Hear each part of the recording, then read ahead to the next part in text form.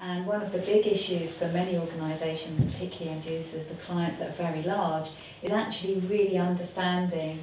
who is impacted within their organisations, what the scope is of all the different types of supply chains, because they actually aren't aware and don't want to be aware of what happens below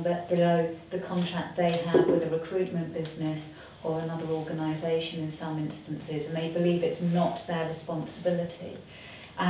We're trying to explain to them what is their responsibility, but ultimately all we can do is to update our terms and conditions and start an education programme and start talking about indemnities, liability, communication flow. And until the guidance comes out, all we can do is talk to them about what we believe should be doing, but we're a small niche organisation and they have a very large supply chain, often covering very many different areas and functional areas within their business, not just the area we service.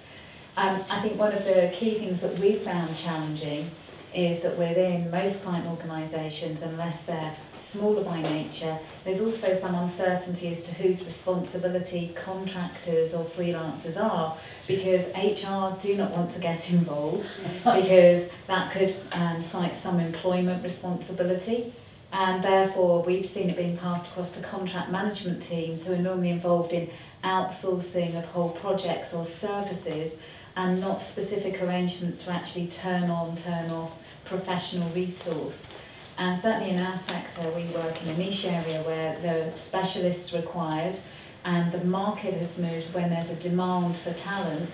that talent formulates itself as consultancy arrangements to be able to move from project to project. Projects are long by nature and very specialist by nature, and they are truly in business on their own account, but the client wants to mitigate its risk by putting specialists in place to first of all find that talent, and then secondly to mitigate all the legal aspects that are involved as well. And I think that the key issue for us remains that organisations that we are dealing with aren't sure yet how they want to deal with it, and we have to be led by what the clients want to do, because ultimately all we can do is communicate to them what we wish to be doing in regards to our supply lines and the arrangements we have in place. But if a client will not work with you on that basis, then that's going to be the challenge when the guidance comes out and beds down.